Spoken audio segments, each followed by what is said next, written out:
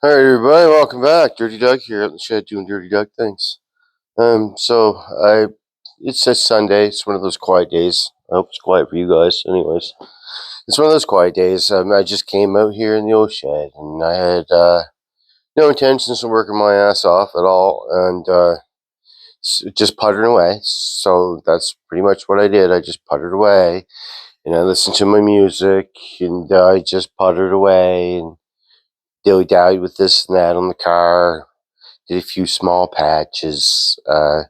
Never went too crazy. Never, tried to, crawl underneath the car, do any welding or anything like that. I just kind of nonchalant went at a few spots on it and got a few things done. Got a bunch of stuff welded in. A few more pieces made and welded in. And there's a bunch more welding for Little Dirt to do. He's not out here with me at all. He's in the house playing games with his friends in these little game lobbies and stuff. And it's just been one of those cold, windy days. The weather here's been crap lately. Ice and snow and everything's slippery. I mean, when we left to go to the hockey game yesterday, as soon as little man stepped out the door, he got pretty near did a 360 and landed right on his ass, and it looked like it hurt. Poor little fellow. He just laid there for a while. He just don't touch me. He's gonna lay here, and that's just icy. So everybody, be careful when you're trucking around. But yeah. So yeah, here and I took this old thing here for a couple rips today. Took her for a couple rips. It's I don't know. I just kind of rip it around, put it back in the garage, rip it around, put it back in the garage. This is a 1990 Yamaha Exciter 600 twin, a twin carb, as you can see, twin carb, single pipe, oil injected, electric start. It runs like a charm. It seems to, anyways. So far for me, I've had not a problem with it at all yet. So straight up, it runs. Auto's perfect. I mean, the headlight works on it, as you can see. So for an older snowmobile, this old Jim Daddy works pretty good. I left it outside for. It's got a couple rips in the seat, but it's got a one-up seat for little man, so we can sit on this. One of the reasons why I got it. And yeah, I left it outside for the last week. Never even started it, and I went out today. Third pull, and she fires right up. So it's nice, a little bit of stress relief to be able to jump on this old thing and having it work so good, and being able to rip it across the field. It's quite entertaining. So, anyways, I'm not going to work because I did all my work listening to music today. I'm not going to work any on this thing today. I'm just going to show you guys what I went after. What I went at today. Oh, I'm going to climb right in here. We can crawl right around in here we can.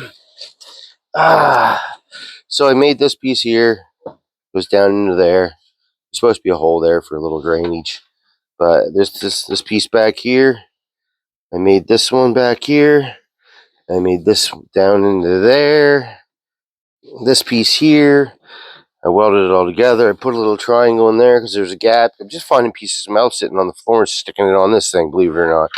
And with the metal cutter now, anyways, it's so easy just to snip the end off something and go. So as you can see, I've got little dirt welds right here.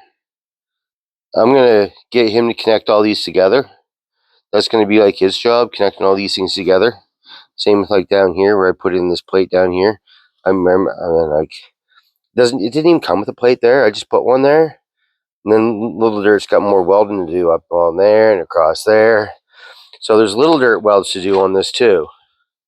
Plus there's a few things I got to weld up front too, but soon I got to get underneath this thing. Soon, keep hitting my head on that light. Soon I'm going to have to get underneath this thing and do a bunch of welding. You can imagine what that's like. So then I did the same thing over here. Grip rail going down. I made a piece in the side right here. I made that, put it in. I put another square down there over top of that hole. So it's just a bare gaping hole. like it's just like a caged in mess down there. It's all caged in now. I mean, that's stronger than it was.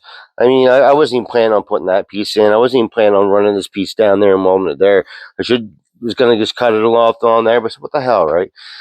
Then I just have more pieces of metal sitting around, so I just welded it. It's more welding for little dirt to do, right? He's got this seam here to weld. He's got some along here to weld. He's got this seam here to weld.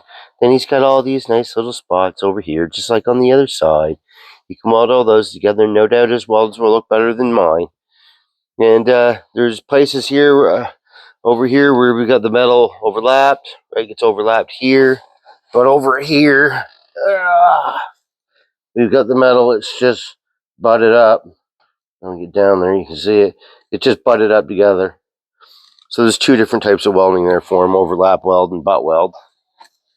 I'm sure he'll excel at both. I just gotta get his little ass in gear and get him out here. So, a second here, pull in.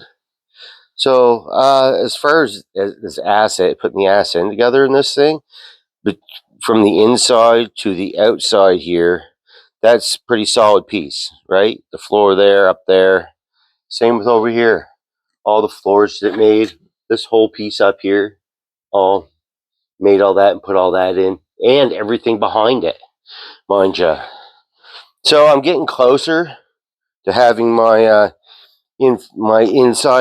closer to having the inside of my floor done on this thing.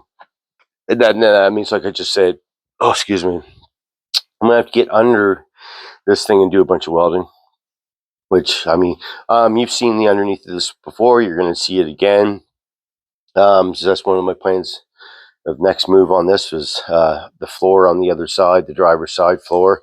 That you've already seen underneath of that one, but I'm going to do more, and then I'm going to finish it off and then give you a visual of that. It looks pretty cool down there. It looks good. It's solid as hell. That's all I'm going to say about that. It's solid. So then, like I said, it's just tying in a bunch of small pieces now. Little pieces that need to be welded in more. Just welded in more welded in spots. And then the inside of this thing and the underneath of it will be done and not completely rotten and gone like it was before, because it was completely rotten. It was all gone. I built and made all this crap for the inside and the underneath of this thing with mere tools of me and a hammer and a welder and not even the cutter there. I just got that. So it's just mainly me with a piece of railroad tie, a hammer, and a welder.